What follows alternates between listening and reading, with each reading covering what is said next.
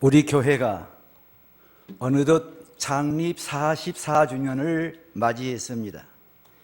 여기까지 인도해 주신 하나님께 영광의 박수를 올려드리십시오.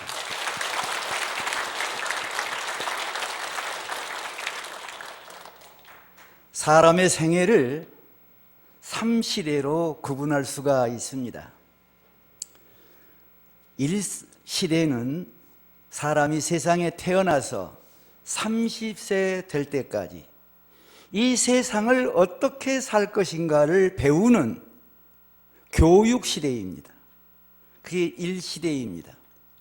이 시대는 30세에서 60, 70세로서 교육을 통해서 자기의 적성을 파악하고 자기 적성에 맞는 직업을 생업으로 삼고 최고의 전성기를 살아가는 이런 시대가 제2시대입니다.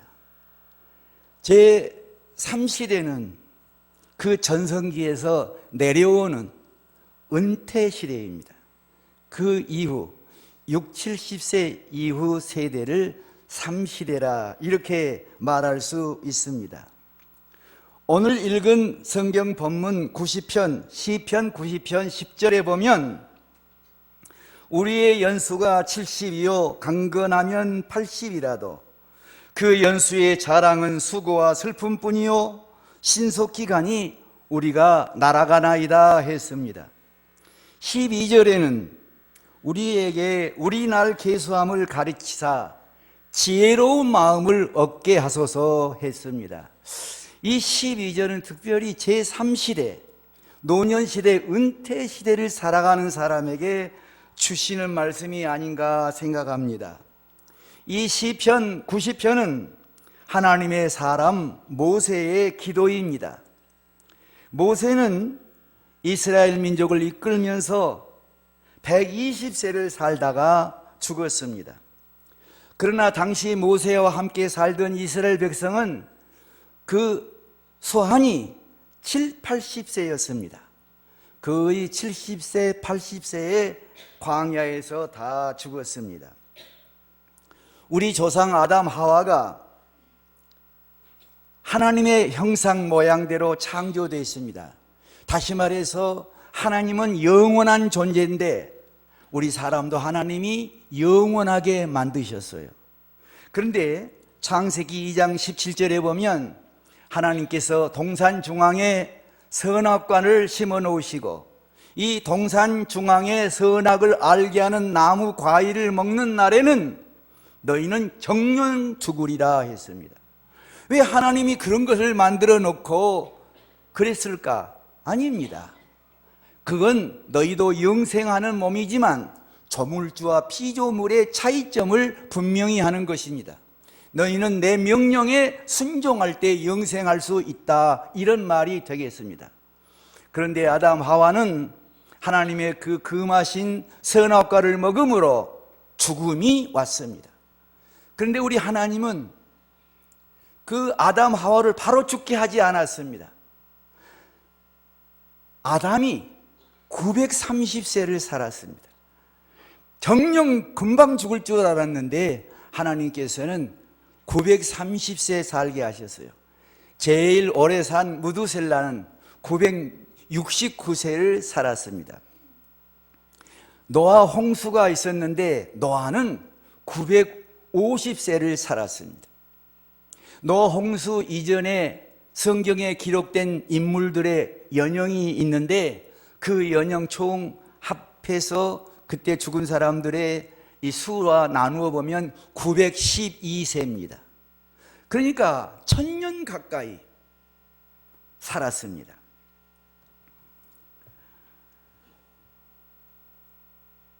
아담 하와가 범죄함으로 말미암아 창세기 6장 3절에 보면 사람의 수한을 120세로 하나님께서 정하셨습니다. 한국인의 평균 수명은 1970년부터 통계청에 의해서 발표됐습니다. 1970년에 통계청 발표에 의하면 우리 남자의 이 수명은 58.6세였습니다. 그리고 여자는 65.5세였어요. 그리고 우리 남자들이 58세가 수명이었어요, 평균. 그러니까 요사이 노년 시대가 없습니다. 거의 70 안에 죽었다고 봐야 합니다. 요사이 우리가 정말 오래 살게 됐습니다. 2010년에는 남자의 이 평균 수명이 77.2세, 여자는 84세가 됐습니다. 금년 3월 달에 통계청에서 또 우리 이 통계를 냈는데, 남자는 79.7세, 여자는 85.7세로서 남녀 평균 수명은 이제 82.7세입니다. 세계에서 일본 다음으로 우리나라도 장수 국가가 됐습니다. 이렇게 65세 이상 된 사람들이 많이 늘어나는데, 이걸 고령이라고 하는데, 이 인구의 7% 이상이 65세 이상이 되면 그걸 고령화 사회라고 합니다. 그리고 14%가 넘으면 고령 사회라고 합니다. 20%가 넘으면 초고령 사회가 되는데, 일본은 이미 초고령 사회가 됐고, 우리나라도 2026년 이제 7년 후가 되면은 20%가 넘는 초고령 사회가 된다고 합니다. 65세 이상 인구가 20%를 차지하는, 다시 말해서 은퇴 시대를 사는 사람이 20%가 넘게 된다, 이런 말입니다.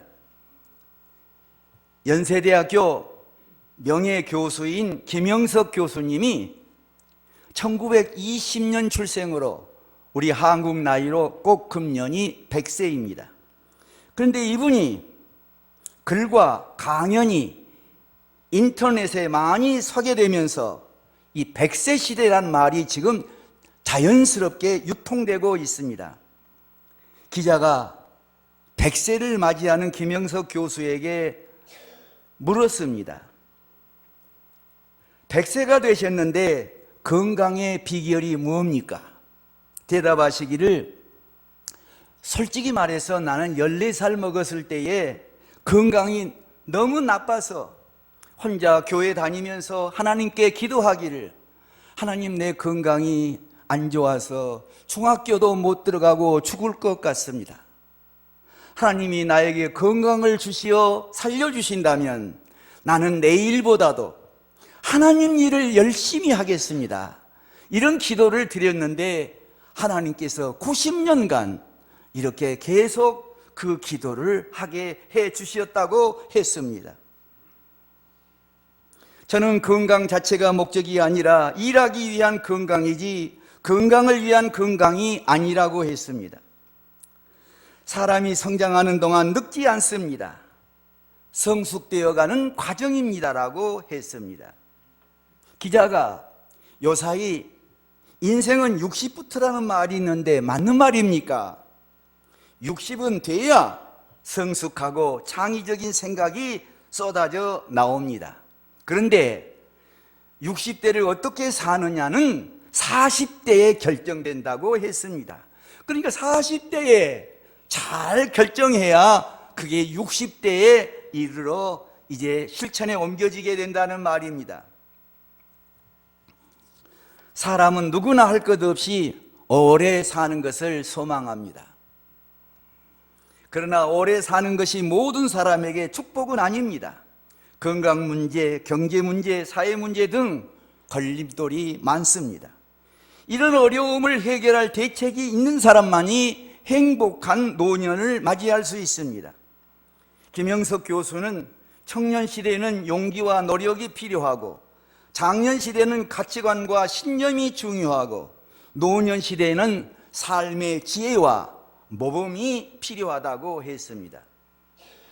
시편 90편 12절에 지혜로운 마음을 얻게 하소서 했습니다. 이대로 세상을 산 사람이 있습니다. 다시 말해서 세상을 지혜롭게 산 사람이 있습니다. 그분이 바로 록펠러입니다. 록펠러는 우리가 잘 아는 대로 정말 미국의 갑부입니다. 그런 그가 바로 이렇게 세상을 살았습니다. 김영석 교수는 지혜를 갖추지 못한 노인은 사회로부터 버림을 받습니다. 녹슨 기계가 버림을 받듯이 후배들에게 도움이 되지 못하거나 폐악을 끼치면 뒷전으로 밀려난다고 했습니다.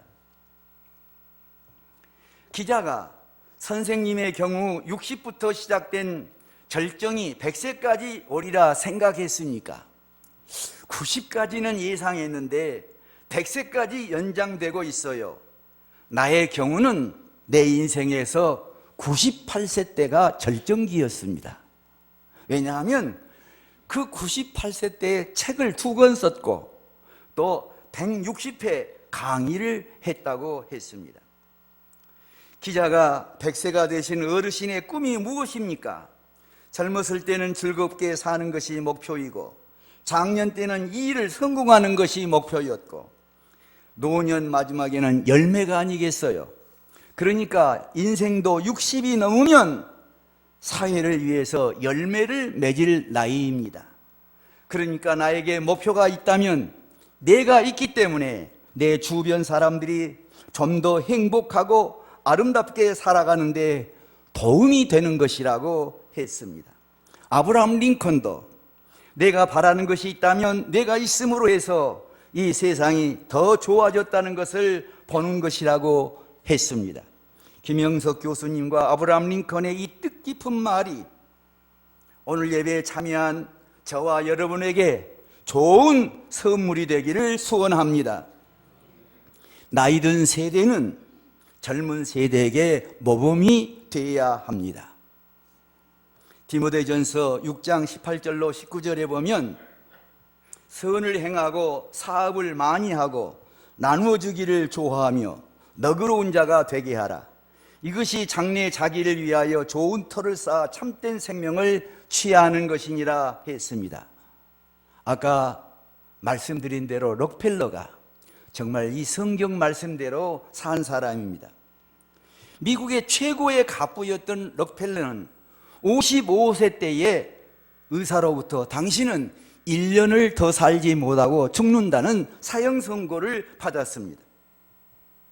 그 이후 그는 곳곳에 교회당을 건축해주고 학교 건물을 세우며 뉴욕 맨하탄 중심부에 록펠러 센터를 세웠습니다. 맨하탄 중심부에 20개 동의 빌딩을 건축하여 그것을 사회에 환원했습니다. 그는 56세까지 살다가 죽는다고 했는데 98세까지 건강하게 일하며 살다가 죽었습니다. 맨하탄에 있는 록펠러 기념센터에 20개 건물에 하루에 드나드는 사람이 30만 명이라고 합니다. 날마다 30만 명 이상이 그 기념센터를 드나든다고 합니다. 여러분, 제3시대, 은퇴시대, 노년시대, 100세 시대는 충분히 준비하고 사는 사람에게는 행복한 시대이지만 그렇지 못한 사람에게는 더 힘들고 어려운 시간이 될 수 있습니다. 노년이 되면 새로운 것을 배우는데 부담감을 느끼는 경향이 있습니다. 두려워하는 경향이 있습니다. 그러나 노후에 새로운 것을 배운다는 것은 성취감을 얻는 데 많은 도움이 됩니다.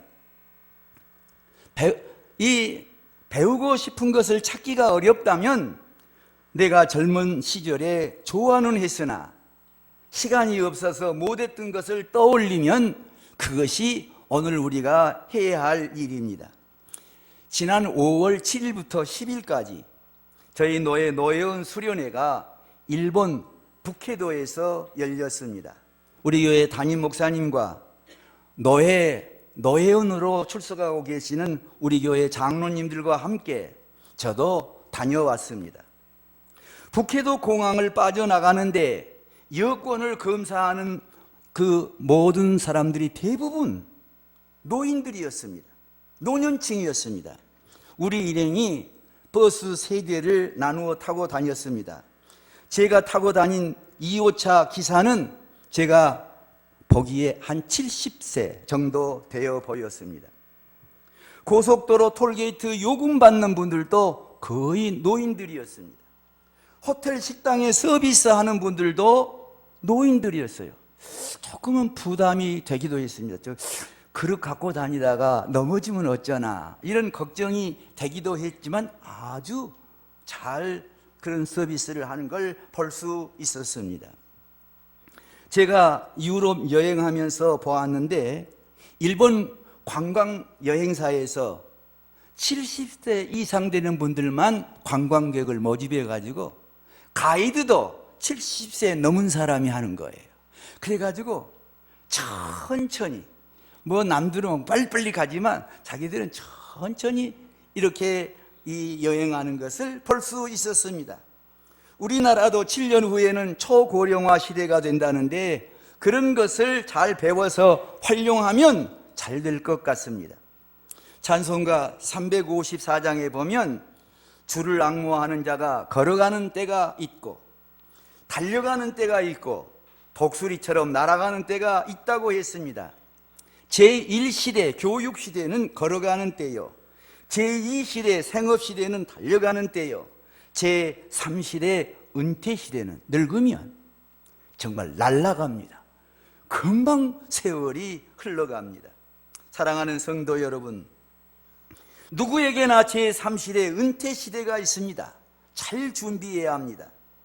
야곱은 애굽왕 바로 앞에서 내 나이가 130세라고 하면서 얼마 못 된다고 합니다. 이 말은 그의 살아온 일생이 얼마나 빨리 지나갔음을 보여줍니다. 세월을 아껴야 합니다. 시간을 낭비해서는 안 됩니다. 그런데 인생길이 늘 평탄한 것만은 아닙니다. 많은 갈등과 위기와 고난이 있습니다.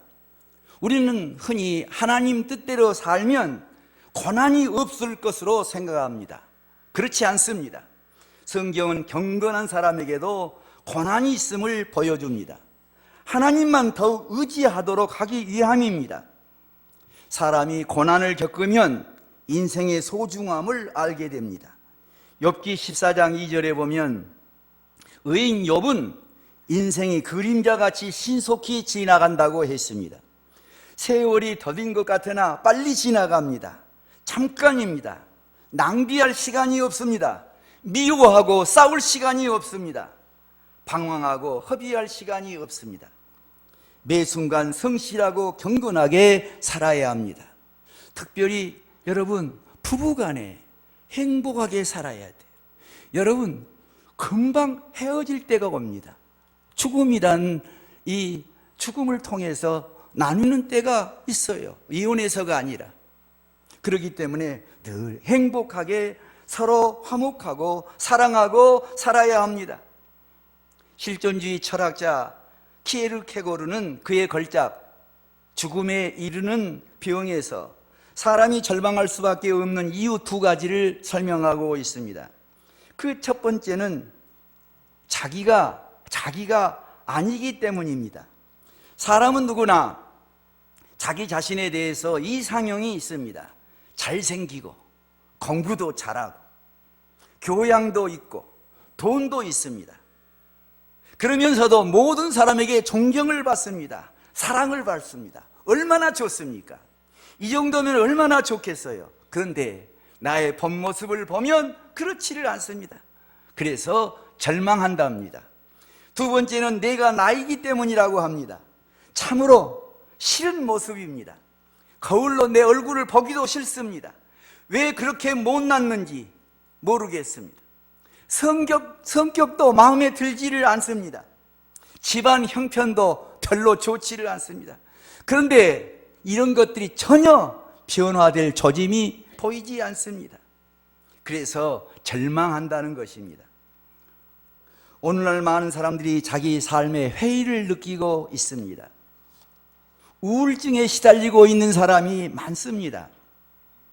우울증을 신앙적으로 표현한다면 영적 침체입니다. 기도하기도 싫고 찬송도 안 나오고 성경도 읽지 않습니다. 영적 우울증에 빠지면 교회 나와 예배를 드려도 설교를 들어도 은혜가 안 됩니다. 여러분, 설교를 못해서 은혜가 안 된 게 아니라 내가 영적 우울증에 빠져 있음을 알아야 합니다. 어떤 말씀을 들어도 은혜가 안 되는 거예요. 딴 생각만 합니다. 이게 영적 우울증입니다. 정신과 전문의에 의하면 우울증이란 다른 사람의 고통이나 슬픔을 옆에서 보면서도 무감각한 상태, 이게 우울증이랍니다.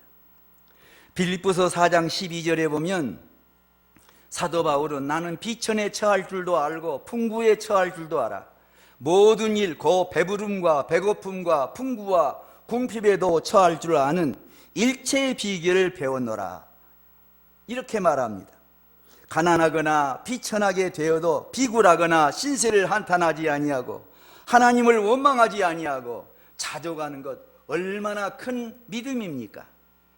행복한 사람은 하나님이 주신 것이 무엇이었든지, 다시 말해서 그것이 내가 원치 않는 것이었다 할지라도 감사하게 사는 사람입니다.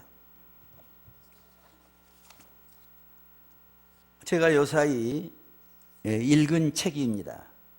이 영어로는 리더의 품격이라는 이런 책인데 우리나라 말로는 어른은 어떻게 성장하는가, 이렇게 번역을 했어요. 이걸 지은 저자는 존 헤넷이라는 분인데 이분이 아주 유명한 분입니다. 미국의 명문 대학교인 스탠퍼드 대학교에서 40년간 교수를 하면서 그 중에 16년간은 스탠퍼드 대학교의 총장을 했습니다. 여러분, 대학교는 이사회가 있습니다. 그래서 이사회에서 총장을 뽑는데 대개 임기가 4년입니다.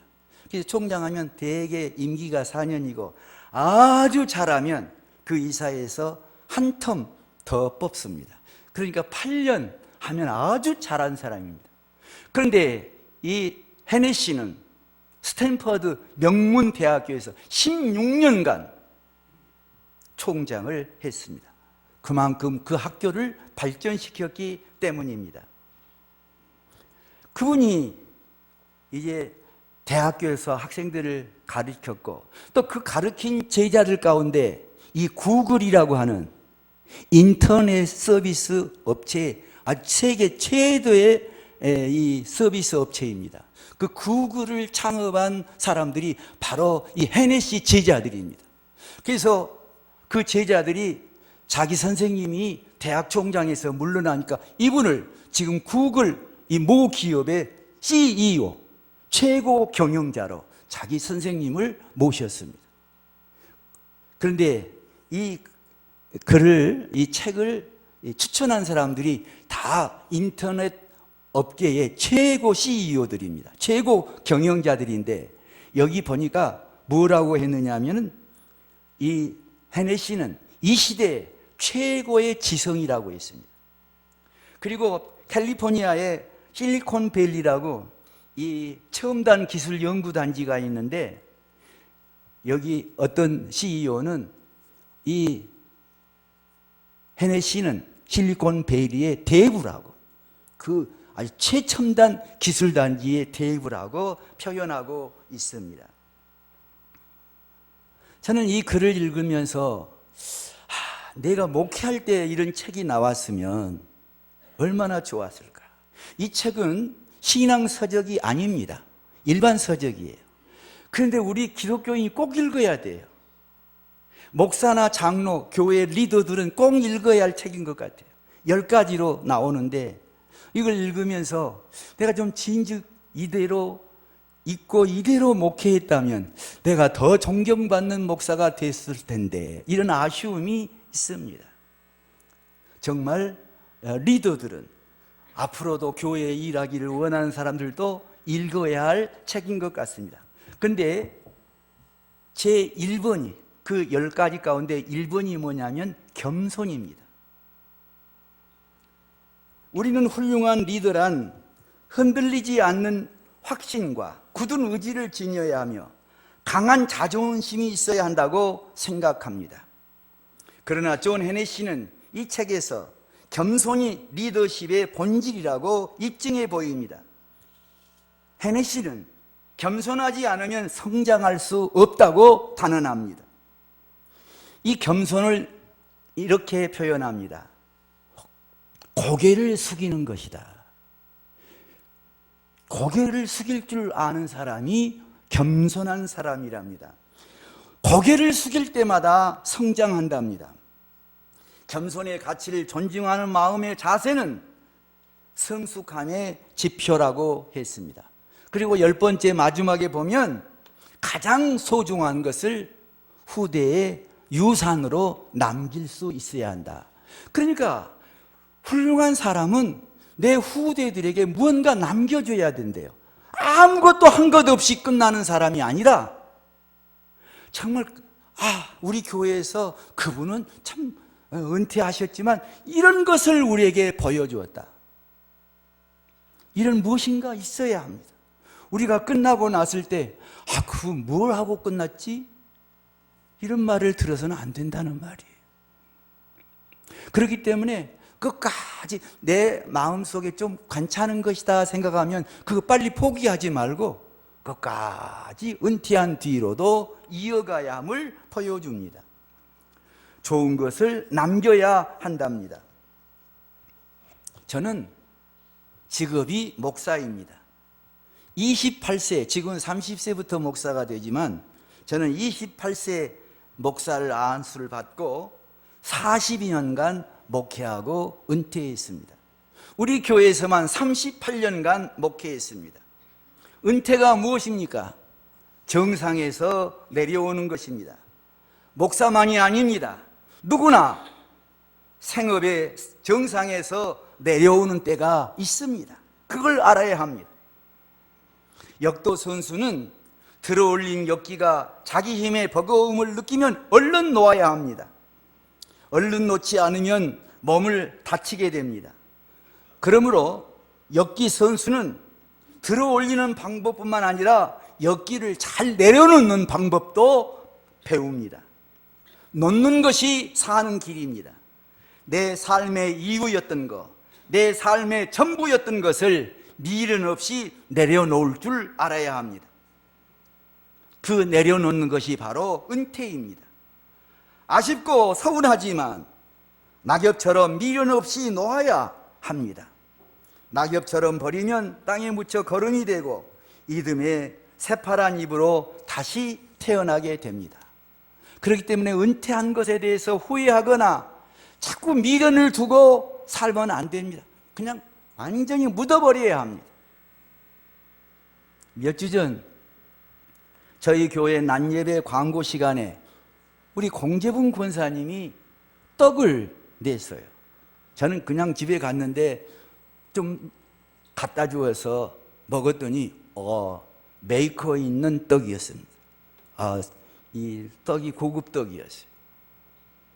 알고 보니까 우리 공재분 권사님이 90세가 됐대요. 그래서 90세 기념으로, 구순 기념으로 그 떡을 대접했습니다. 우리 교회 한재동 장로님, 손정윤 장로님을 비롯해서 몇 년이 지나면 90세 되실 분들이 많습니다. 저도 내년이면 80세가 됩니다. 여러분도 놀랐을 거예요. 나도 놀랐으니까. 세월이 빨리 지나갑니다. 저는 은퇴 후에 새롭게 시작한 것이 있습니다. 목회할 때 성경을 읽거나 책을 읽는 것은 모든 게 설교 준비를 위한 것이었어요. 그런데 지금은 설교할 기회가 별로 없기 때문에 지금은 내 영의 양식으로 읽습니다. 새롭게 시작하면 새로운 인생길이 열립니다. 새로운 시작은 새로운 방향이 됩니다. 여러분, 누구에게나 제3시대 은퇴 시대가 있습니다. 지금 제3시대 은퇴시대를 살고 있는 분도 계시고 가까이 다가오는 분들도 계십니다. 시작이 반이란 말이 있습니다. 유종의 미란 말도 있습니다. 아름다운 말들입니다. 젊은 분들도 제3시대 은퇴시대, 노년시대, 요사이 말로 100세 시대를 대비해야 합니다. 저희 시대는 100세까지 사는 것이, 김영석 교수는 100세까지 살았지만 저는 99세까지 갈지 모르겠지만 좀 어렵지만 지금 60 미만 된 사람들은 거의 100세까지 살 겁니다. 은퇴한 사람의 말은 바로 예언입니다. 모르는 것 같아요. 네? 모르는 것 같아요. 여러분 60세 미만은 거의 100세까지 살 겁니다. 60세 넘은 사람은 잘 모르겠어요. 우리 노재택 장로님이 바로 60이 넘었기 때문에 100세까지 갈지 모르지만 거의 갈 것도 같아요. 여러분 40대부터 준비해야 한다 합니다. 제가 목회를 은퇴할 때 제가 평생 잊지 못하는 이야기가 있습니다. 저희 교회 젊은 권사님 한 분이, 목사님, 은퇴 후에도 목회하실 때처럼 흐트러짐 없이 사시는 모습을 보여주십시오. 이 말을 했습니다. 저는 이 말을 지금도 생생하게 기억하고 있고 그렇게 살려고 노력하고 있습니다. 우리 모두 후회함이 없는 제3시대, 노년시대, 은퇴시대를 살도록 하십시다.